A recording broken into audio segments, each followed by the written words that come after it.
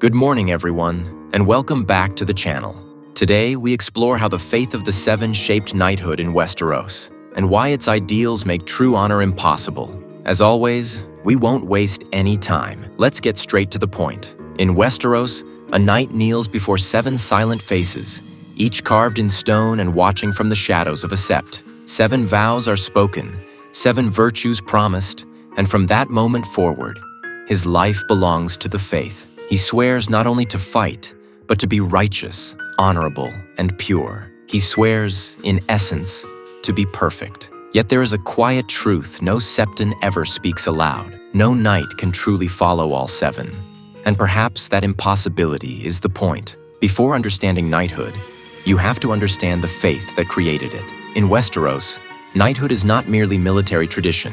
It is deeply religious. The faith of the Seven arrived thousands of years ago with the Andals, bringing with it steel, conquest, and the belief in a single god with 7 aspects. This 7-in-1 deity appears to humanity as the father, the mother, the maiden, the crone, the warrior, the smith, and the stranger, each representing a different part of life and existence. The 7-pointed star serves as their central symbol, illustrating how 7 distinct points form one unified shape. The father embodies justice and judgment. The mother offers mercy, peace, and protection. The maiden represents innocence and love. The crone carries wisdom and foresight. The warrior stands for courage and strength in battle. The smith honors labor and creation. And the stranger waits at the edge of life, the face of death itself. Every knight is sworn in their names. After a night-long vigil in a sept, a blade touches his shoulder and an oath leaves his lips. From that moment on, he is no longer just a soldier. He is meant to be holy. He takes the title Sir and binds himself to a code of chivalry shaped entirely by the faith's teachings. A knight must defend the weak, protect women and children, fight honorably, and obey his lord. He is expected to embody justice, mercy, courage, duty, and wisdom all at once. It sounds noble, even beautiful, like the promise of a storybook hero. But beneath that ideal lies a contradiction that few ever question. Each of the 7 represents a virtue, yet virtues do not always agree with one another. Justice may demand punishment while mercy demands forgiveness. The warrior calls for violence while the maiden begs for protection. A lord may order a village burned while the mother urges compassion for the innocent. Honor demands obedience, yet wisdom sometimes demands defiance. A knight cannot choose both sides. He never could. To serve one aspect fully often means betraying another. The faith does not offer clarity in these moments.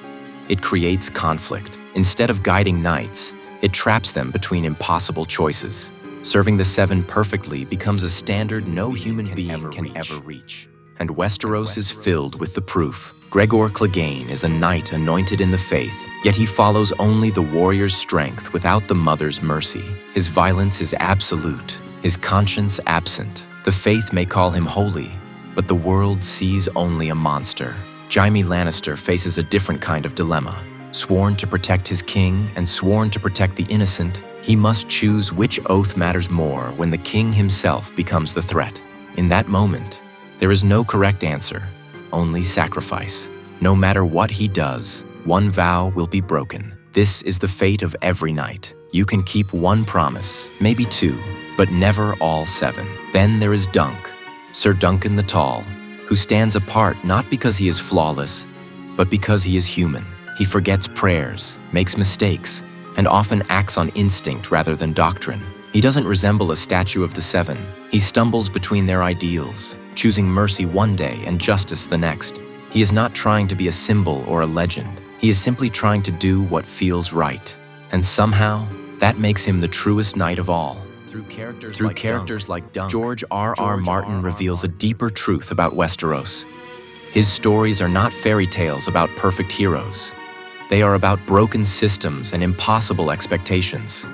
Kings fail, prophecies fail, and even religion fails. The faith of the 7 promises moral perfection, but it demands that knights be everything at once. Strong yet gentle, obedient yet just, merciful yet ruthless. No one can live like that.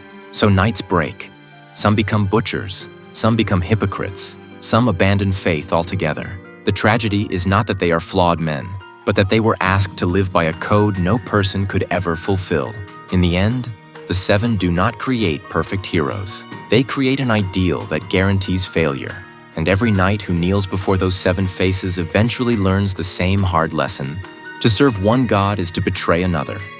Share your thoughts in the comments. And if you enjoyed the video, subscribe so you don't miss the next deep dive.